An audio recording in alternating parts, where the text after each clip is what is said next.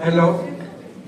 या राजा था, वो शिकार पर जाता है तो रास्ते में जब लेट हो जाता है तो एक पेड़ के नीचे बैठ जाता है। पेड़ के ऊपर पक्षी बैठे हुए थे, वो आपस में सवाल पूछ रहे थे। पहले पक्षी ने पूछा दूसरे से, बताओ ऐसी कौन सी चीज है जो यहाँ पर है और वहां नहीं है, जो यहाँ है और वहां नहीं है। दूसरे पक्षी ने बोला, ये बताओ जो यहाँ है और वहां नहीं है। तीसरा बोला, वो बताओ जो यहाँ भी नहीं है वहां भी नहीं है। चौथा बोला, ऐसा सवाल पूछा उसने, पूछा जो यहाँ भी है और वहां भी है। 4 प्रश्न आपने सुने, तो राजा ने भी सुने तो वो हैरान हो गए। उन्हें भी प्रश्नों का उत्तर पता नहीं था। उसने आकर मंत्रियों से ये प्रश्न पूछे कि मुझे जवाब दो।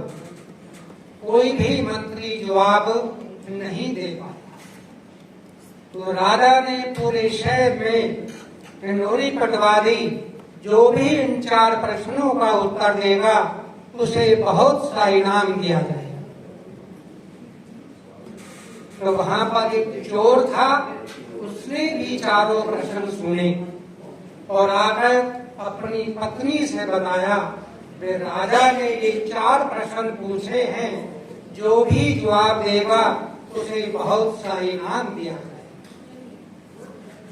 चोर की पत्नी होती हुई भी बुद्धिमान थी। उसने कहा, निश्चिंत रहो, मैं इन 4 का जवाब मैं दूंगा।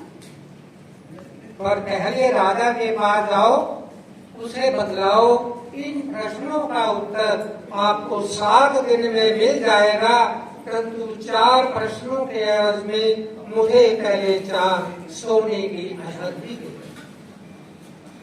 राजा बहुत प्रसन्न हुआ कि मेरे राज में ऐसा भी है जो प्रश्नों का उत्तर देने वाला है। तो राजा ने उसे 4 अशर्फी दे दी। चोर ले आया और अपनी पत्नी को 4 अशर्फी।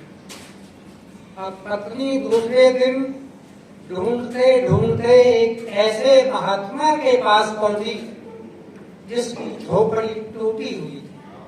झोपड़ी में कुछ नहीं था, कोई भी सुख सुविधा नहीं थी, पर वो अपने भगवान के भजन में मस्त रहता। उसे ये चिंता नहीं थी कि मेरे पास कुछ। चोर की पत्नी उसे बोली, महाराज आप एक दिन मेरे पास राजभवन में चलो और ये एक अशर्फी मेरे से लो। महात्मा बोला, मुझे अशर्फी नहीं चाहिए, मुझे तो धन दौलत चाहिए नहीं, परंतु आप आए हो बेटी तो मैं तुम्हारे साथ अवश्य। दूसरे दिन एक वो वैश्या के पास पहुंची। वैश्या से बोली, तुम जितना भी दिन में कमाती हो उससे 4 गुना ज्यादा मेरे से पैसे ले लेना और एक दिन राजा के पास तुमने चलना। वो भी रानी। 7वें दिन चोर की पत्नी, वैश्या और वो महात्मा चारों राय दरबार में पहुंचे। राजा देखकर बहुत प्रसन्न हुआ कि समय पर आए हैं, ये मेरे प्रश्नों के उत्तर। अब ध्यान से सुनना प्रश्नों का उत्तर। पहला प्रश्न क्या था? यहाँ नहीं है, वहां। तो चोर की पत्नी बोली राजा से, ये साधु जो यहाँ नहीं है वहां से मतलब वैकुंठ, साकेत धाम, विष्णु लोक, ब्रह्मा, जहाँ टूटी फूटी झोपड़ी में रहते हैं, मस्त होकर भजन करते हैं, वहां पर इनके पास पूरी ही सुख सुविधा मिलेगी जो यहाँ पर नहीं। इसलिए ये यहाँ नहीं है और वहां है। राजा ये प्रश्न का उत्तर सुनकर बहुत प्रसन्न और उसे संतुष्टि भी हो। दूसरा प्रश्न क्या था? जो यहाँ है और वहां नहीं।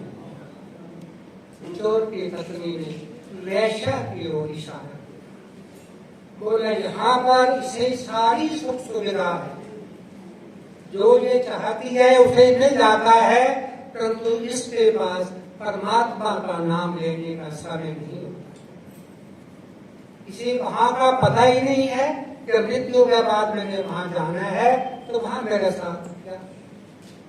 इसलिए ये यहाँ है और वहां नहीं। तीसरा प्रश्न था, जो यहाँ भी नहीं है और वहां भी नहीं है। चोर की पत्नी ने अपने पति चोर की ओर इशारा, चोर है, सुबह शाम पापों में लगा रहता है, हर्ष में चोरी में ध्यान रहता है, पाप और पुण्य तो इसे पता ही नहीं है।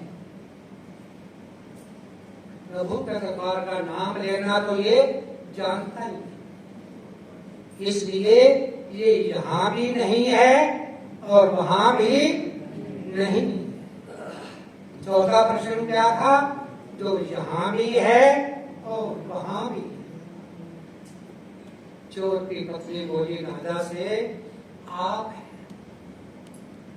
यहाँ भी है, जनता की सुख सुविधाओं का ध्यान देते हैं, मुसीबत आने पर स्वयं अपने हाथों से उसे सेवा।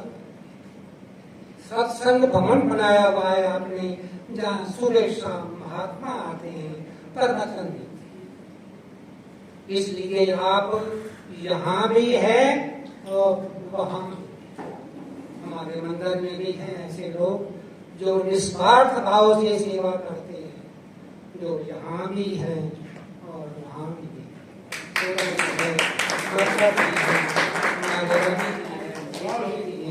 और पंडित जी हैं जो दिन रात घर बार की चिंता नहीं है, मंदिर में जाना है, वहां जाकर सेवा करनी है और जितना भी हो सके प्रभु में ध्यान। ये मेरा छोटी सी कहानी थी जो मैंने आपको पसंद आएगा तो बोलना पड़ेगा।